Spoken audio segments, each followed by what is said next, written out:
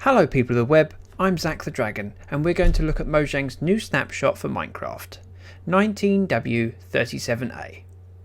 This is the fourth snapshot released for the impending 1.15 release. This week has very few features and mostly focuses on bug fixes. We're expecting the new features to be mostly held back until Minecon 2019, when the theme and features of 1.15 will be announced and discussed in detail.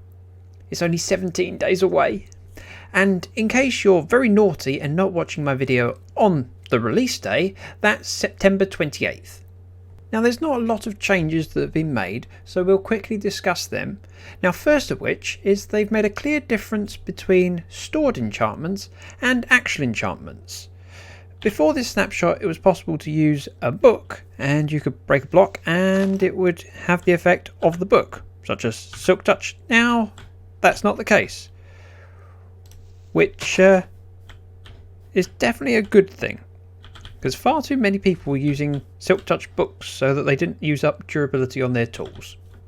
They've also changed how blocks that can be placed on top of farmland, such as trapdoors like that, interact with the farmland. Now that should mean that in theory, if we power that, it'll break the crop, but we still have farmland, whereas previously this would turn to dirt.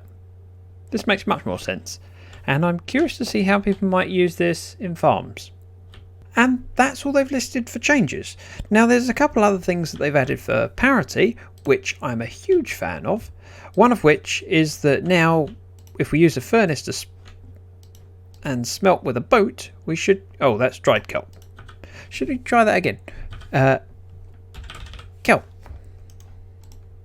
Previously, if you used a boat, you would only get one item smelted from it. Now you get 6. Seems much more fair. Another thing they've done for parity is that you can now put out campfires with a shovel, which seems like a very sensible tool to use for it. Although I didn't realise that it was right click at first. Ah, that makes more sense. How hot! And the final thing in the parity notes is that breedable mobs can now spawn with baby versions. Ah, finally found one. I've been flying around for ages.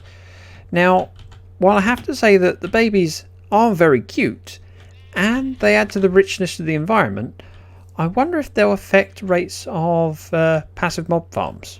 Because of course, even though lambs are the most delicious meat, unfortunately Minecraft decides that we don't get any drops from them when they're dead. The main part of this release is bug fixes, and there are a number of them. I'm going to quickly discuss the ones that I find interesting, but for a full list I will include a link in the description so that you can go read if you wish to. Both of the fixes that caught my eye are related to the game rules added in the last snapshot. The new rules were related to phantoms being enabled and damage being taken from drowning, fire and from falling.